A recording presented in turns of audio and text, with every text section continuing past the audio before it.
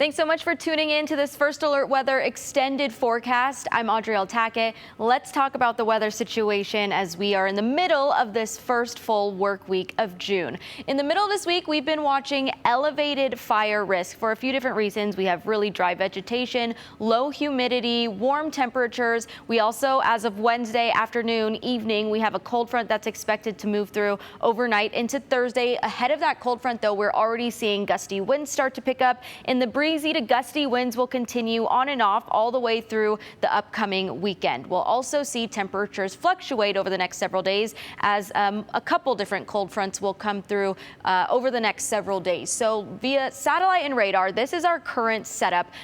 Over the past several days, we did have high pressure briefly building in, bringing in some southerly warmer air, helping our temperatures really increase and warm up pretty well. As of Wednesday, we've been in the upper 80s, but that's ahead of the cold front. So once that moves in overnight into Thursday, we will then see cooler temperatures on Thursday. A few showers as of Wednesday around 2:30 p.m., initiating throughout Washington and Oregon, barely creeping into the Idaho border there in the west central mountains region. So Wednesday afternoon, temperatures in the upper 80s, Boise possibly reaching the low 90s, as well as spots in the Treasure Valley. So the western Snake River Plain is very warm on Wednesday evening, in the 80s. Places a little further north, like the west central mountains, a little bit cooler in the low 70s. Places along the Pacific Northwest coast also a little bit cooler. Seattle in the 60s, Portland in the low 70s for Wednesday. Looking ahead to Thursday, though, following that cold front, we won't necessarily be cool, but it will lower our temperatures just a little bit. And that cold front, as it moves through southern Idaho, is expected to be mostly dry. There are already a few isolated showers, but it's not expected to bring a lot of moisture to the region. By Thursday, though, or rather from Wednesday to Thursday, could be about a 10-degree drop in temperatures or so around Boise Metro. Still, this would be warmer than average for this time of year, as average highs right now typically in the upper 70s. 77 degrees is the average for Wednesday. But ahead of that cold front, I mentioned those gusty winds picking up. They're starting first to move in along that southern Idaho border. So Owyhee County and the western Magic Valley will see some of those gusts first. Then it will move into the Treasure Valley as well. These red pockets that you're seeing on the map are showing gusts that could be up to 40 miles per hour. If there were to be any isolated scattered thunderstorms along with that cold front that we're expecting today, they could send some outflow winds. Even if the Treasure Valley doesn't see a stray storm or two, we could still definitely see the gusts, which are those outflow winds from those storms, even if those are occurring in the north area. Winds will continue to be a little gusty overnight, but by Thursday, they should shift east of Boise. So from Mountain Home through the Magic Valley, that will be the breezier area come Thursday afternoon.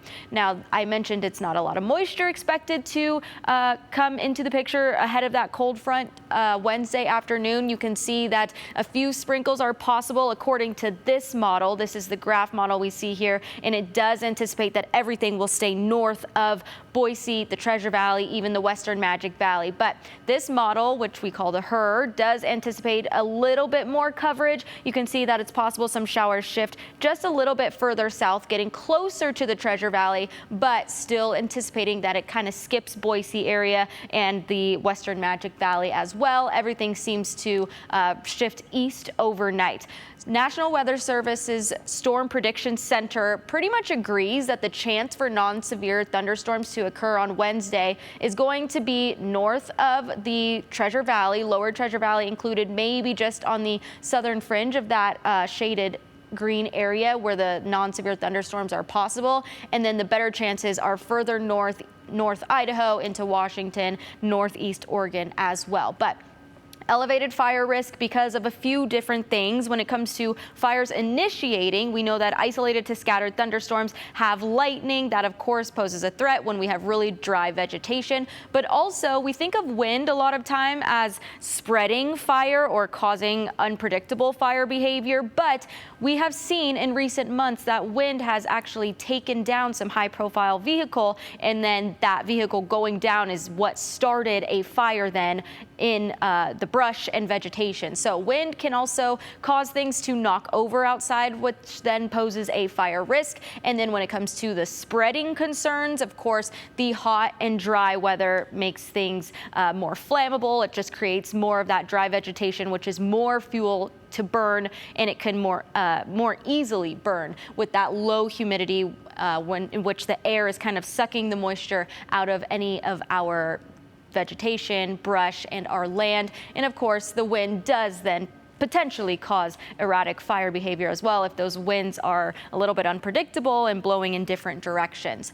Now, we have been warm over the past several days because warmer air was being ushered into the northwest with some brief high pressure that was building for the first couple days of the work week. But Wednesday, we have that cold front and a shortwave trough kind of breaking down that ridge of high pressure. It's like a piece of energy coming from the main core of this upper level low. So that's coming through, breaking down our ridge of high pressure. Come Friday, though, as the main part of that upper level low does start to approach the northwest, it then shifts our jet stream to be directing the southerly air back into the region. So Friday, our temperatures will then warm with that warmer air mass coming in before the entire low then swings into the northwest, bringing another cold front and lowering our temperatures for the weekend. So we're not going to necessarily be cold again with these cold fronts coming in, but our temperatures will lower. So in the west central mountains, Thursday will be cooler than Wednesday, but then that warm up comes again on Friday as the southerly air moves in.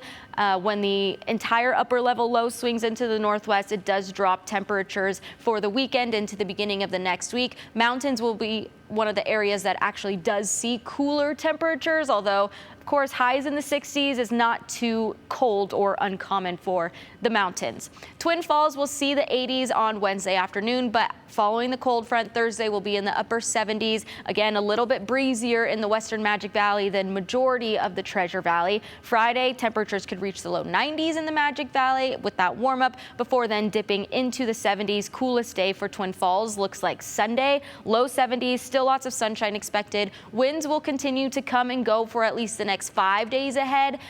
Boise as well as Twin Falls is experiencing windy conditions Wednesday as well as somewhat Thursday afternoon, windier in the Magic Valley, that is. But the weekend altogether, Saturday and Sunday, when that second cold front comes through for the week, those winds seem to be gustier at this time, with those cooler temperatures being centered right around the weekend before then seeing that increase in temperatures at the beginning of next week. Thanks so much for tuning in to this First Alert Weather Extended Forecast. We'll catch you next time.